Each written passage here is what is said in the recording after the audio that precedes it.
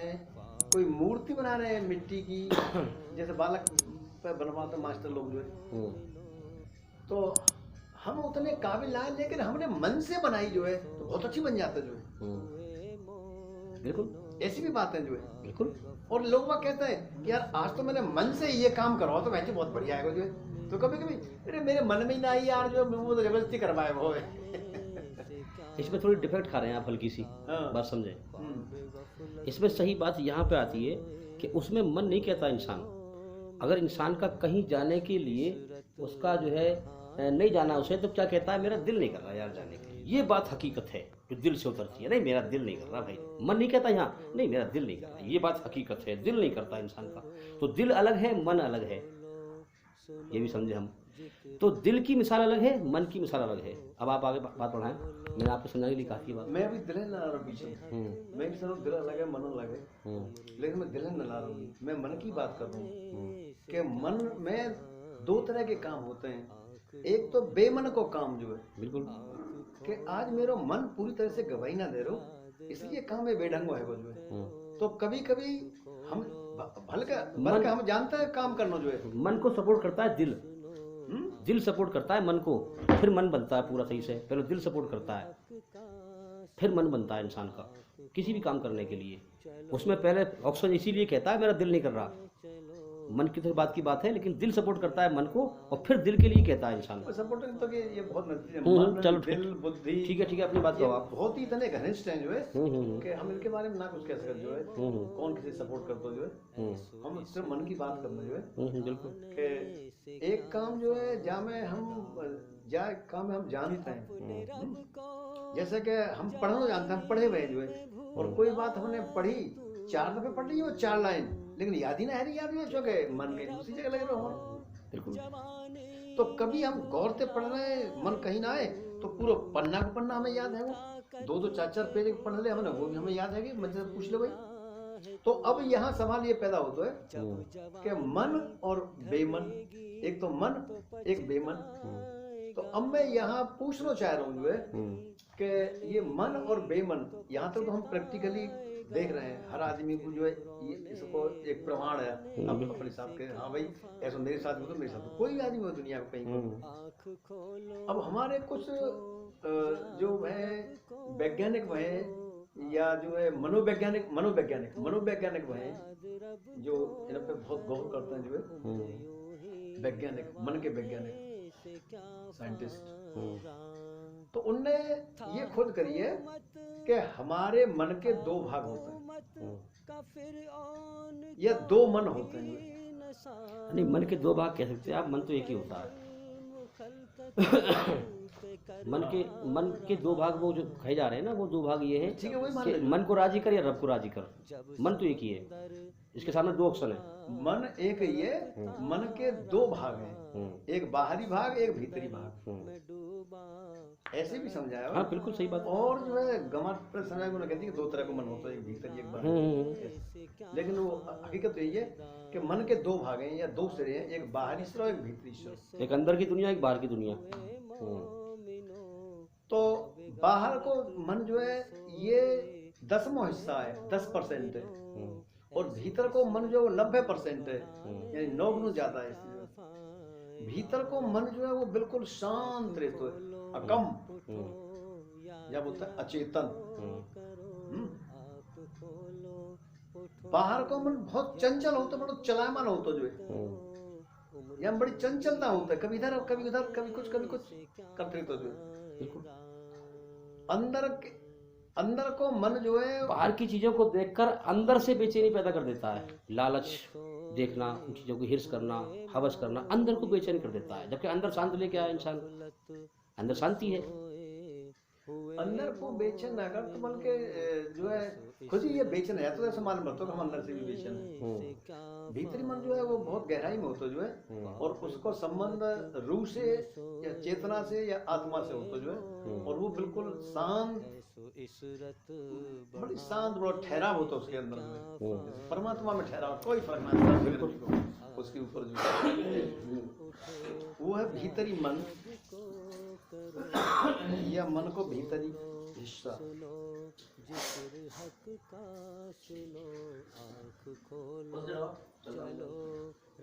अच्छा। तो अब ये जो बाहरी मन है जो दुनिया में विचरण करता है,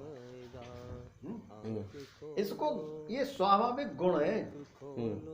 जैसे अभी आपने बताया कि एक जानवर शेर है, वो मांस खाता है जो घास ना खावे वो, क्योंकि उसको ये स्वभाव है, प्राकृतिक स्वभाव है, कुदरती। बिल्कुल सही बात है। ऐसे ही इस बाहरी मन को प्राकृतिक गुण है कि ये इसमें के अंदर है चंचलता, बहुत हल्कापन, कभी यहाँ कभी वहाँ खुद। बिल्कुल सही बात है। तो ये अगर जैसे अपने पे आयो कि भाई मैं इतने पानी में हूँ, प्रॉपर्टी थे, वाते, धन थे, बल से, सब इतने पानी में हूँ। अब ये फुदक से ना पड़ोसी पे जाके बैठ लो, पड़ोसी देखो कि यार पड़ोसी तो बहुत ज्यादा गहरे पानी में, सुइया के अंदर जो सारे के अंदर जलन पैदा आएगी। ये जो मन की चंचलता है, यही तो आजादी दी है ईश्वर ने, बादशाह दी है मन को। जो मन की चंचलता है, जहाँ चाहे वहाँ पहुँच जाए पल में, यही तो बादशाह दी है, मन का बादशाह बनाया इंसान। ये तो है ही, ये तो मन बनाया, इस तरह सब उसने बनाया हुआ है, तो आजादी तो है ही है। हम ये पूछ रहे हैं कि ये मन क्या है और इसके अंदर क्यों ऐसी बात पैदा होती है, वो बताइए। हाँ, अब आई मन के अंदर जो चंचलता है, अब आई असल बात काम की। हाँ, मन के अंदर जो चंचलता है कि कभी यहाँ कभी वहाँ, और ये चंचलता ये कुदरती गुण है, प्राकृतिक गुण है। कुदरती गुणों को बोलते हैं प्राकृतिक गुण। बिल्कुल। इसके कारण जो इसके अंदर जो है ये मैं पैदा होता है कि इसको मकान मेरे से ऊंचा कैसे है वो जो, बिल्कुल सही बात। पड़ोसी को मकान है, पड़ोसी जो है मुझसे आगे क्यों निकल गो भाई जो। तो ये जो अहम भाव पैदा भयो, ये मन की चंचलता के कारण जो है हमारे अंदर ये शैतान जो हमारा दुश्मन है। हमारी शुरुआत की जो समस्या है, ये सवाल हो कि ये शैतान को कैसे मारे, मारने से पहले से समझेंगे ये कहाँ पैदा होता है, क्यों पैदा होता है, तो मन में पैदा होता है और मन की चंचलता के कारण पैदा होता है। बिल्कुल, इसे मानने को तैयार हो तुम। हाँ बिल्कुल, जाहिर सी बात है।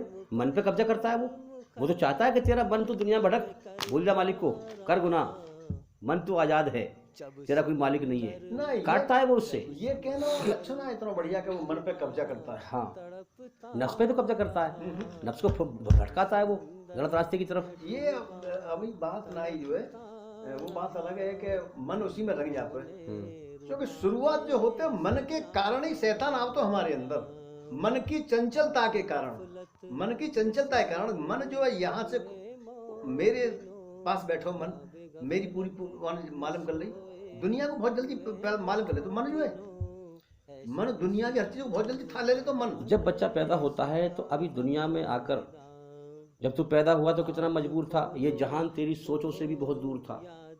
इंसान के मन में कोई दुनिया के सपने ना थे, तो दुनिया में पैदा होके आया। पैदा होती जब बच्चा बाहर आता है फौरन रोता है वो, या बाद में रोता है, जरूर रोता है, मगर क्यों रोता है?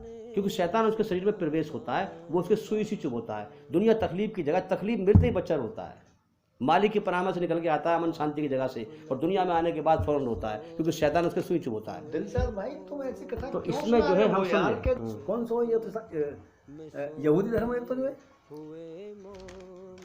धर्म तो जो है हदीस में आता है कि जो 1,24,000 कमाबेश पैगंबर भेजे गए दुनिया के अंदर, कमाबेश 1,24,000। वैसे वल्लाहु आलम, अल्लाह को सही पता है कितने पैगंबर उसने भेजे।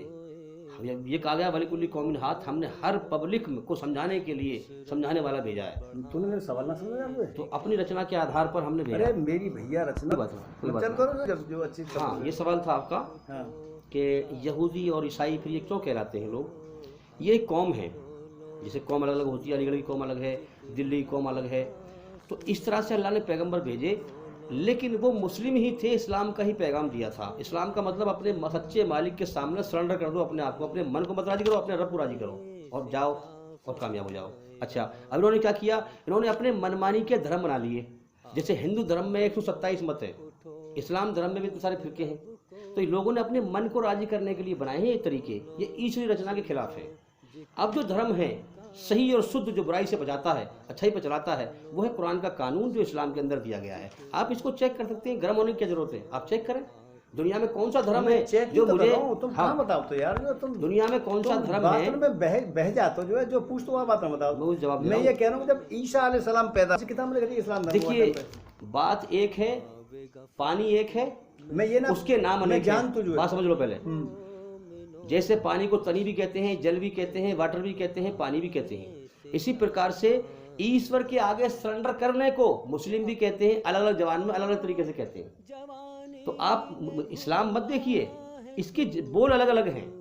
ईश्वर के सामने समर्पित कर देना, इसे इस्लाम बोल दीजिए। आप अरबी भाषा में इस्लाम बोलते हैं इसे, आप चाहे अपनी भाषा कुछ ही बोलिए, बोल अलग अलग है, हाँ बात एक ही है। बात एक ही है, समर्पित करना, इसी को इस्लाम कहते हैं। अच्छा, हाँ, इसी को इस्लाम कहते हैं। बात एक ही है, अपने मालिक के सामने अपने आप को समर्पित करके सरेंडर कर देना।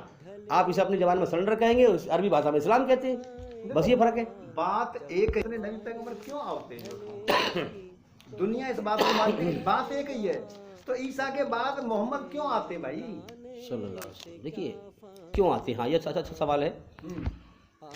ये दुनिया ईश्वर ने, हकीकत में तो बात एक है जो है, हाँ, लेकिन दुनियादारी के हिसाब से कुछ फर्क है जो है। हाँ, जो ये भाषा, दुनिया, जो भाषा, जो उपदेश ईसा मसीह के, जी, हजरत मोहम्मद साहब कुछ अलग है दुनियादारी के हिसाब से, दुनियादारी के हिसाब से। देखिए मैं बताऊंगा आपको, इसलिए जो अलग अलग दो रास्ता बन गए, एक मुस्लिम रास्ता बनेगा, एक ईसाई को बनेगा, आज भी बरकरार मौजूद है। देखिए आदम अलैहिस्सलाम जब पैदा किए गए थे तो उनकी खोपड़ी में ये दुनिया का सारा ज्ञान पहले ही डाल दिया गया था।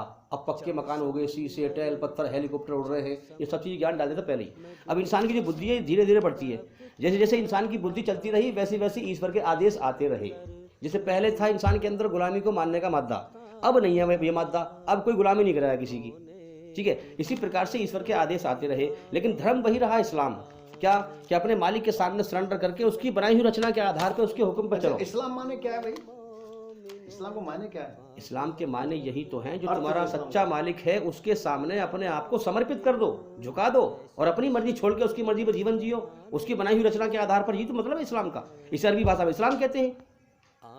इस्लाम को मतलब है कि मालिक की मर्जी पे जियो, हाँ, धर्म के रास्ता पे जियो। हाँ, जिसने तुम्हें पैदा किया है सब कुछ उसी का है, उसने तुम्हारा इम्तिहान लिया है। तुम अपने आप को अपनी मर्जी से, अपने मन को राजी ना करके उसको राजी करो, राजी करके जाओगे तो उसका फिर स्वर्ग में नाम पाओगे। ये जो बात है इस्लाम के मायने के मालिक की मर्जी पे या परमात्मा की मर्जी पे या अल्लाह की मर्जी पे जियो, ये जो बात है ये तो हर ग्रंथ की किताब में, हर ग्रंथ की किताब बिल्कुल मिलेगी, तो जाहिर सी बात है हर एक में मिलेगी।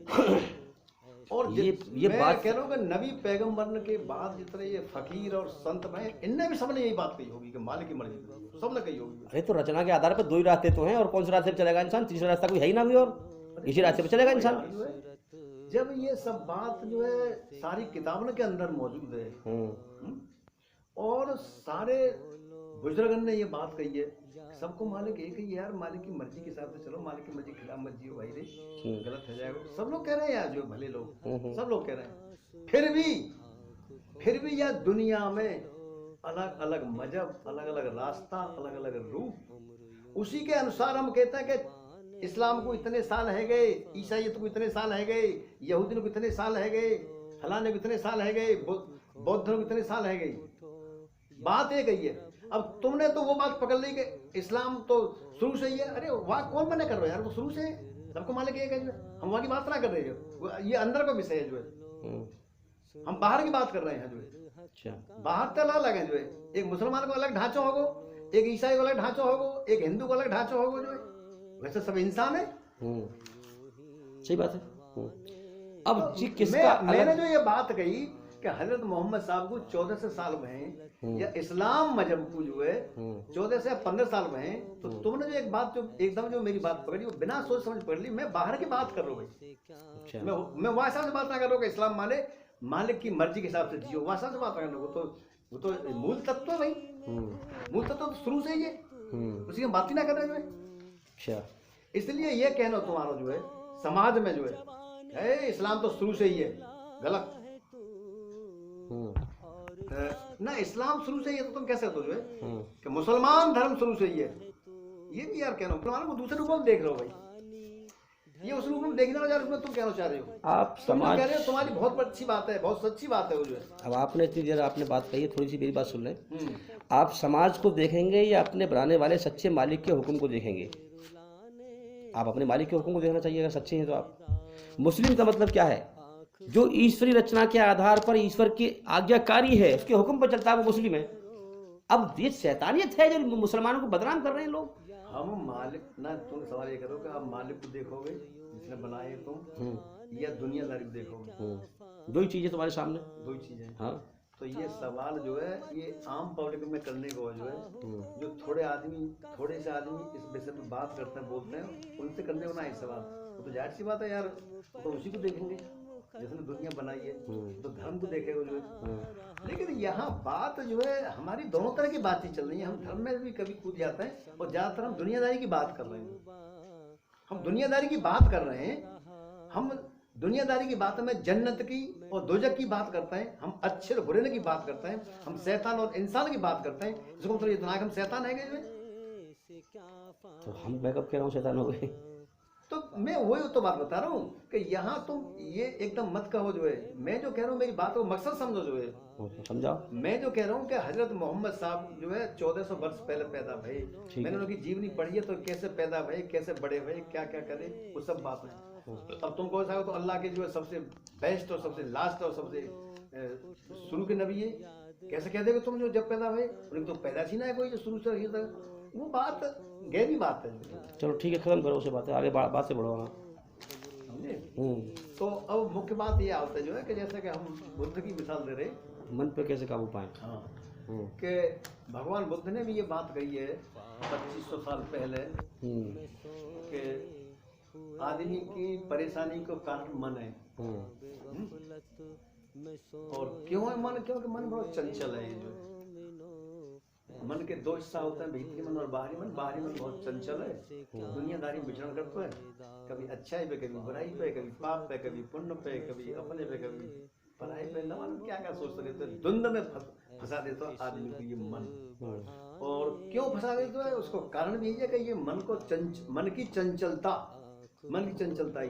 क्योंकि हमारा समाज जो है, अब यहाँ समाज को लेकर चल रहा है कि हमारे समाज में उस आदमी की कोई इज्जत ना हो जहाँ आदमी की जबान में कोई ठहराव ना है, जो अभी तो कह दे कि हाँ ये काम करेंगे और वहां जाके था झूठ बोलना इनकार कर दिया। सही बात है, झूठा आदमी तो बार बार चिल्लाता। बिल्कुल, तू कैसा आएगा? यहाँ बात चल रही है ईमान वाले लोगों ने कि तू सारे बेईमान कैसे आएगा? तो कोई बात ही ना है। तो जिस तरह से जो है हल्की जबान वाले आदमी की कोई, लोगों का हिसाब अमाल का वक्त नजदीक आ पहुंचा है और वो गफलत में पड़े उससे मुंह फेर रहे हैं। उनके पास कोई नई नसीहत उनके परवरदिगार की तरफ से नहीं आती, मगर वो उसे खेलते हुए सुनते हैं। उनके दिल गफलत में पड़े हुए हैं।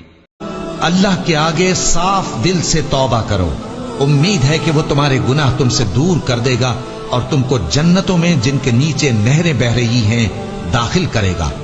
उस दिन अल्लाह पैगंबर सल्लल्लाहु अलैहि वसल्लम को और उन लोगों को जो उनके साथ ईमान लाए हैं रुस्वा नहीं करेगा, बल्कि उनका नूर ईमान उनके आगे और दाहिनी तरफ रोशनी करता हुआ चल रहा होगा।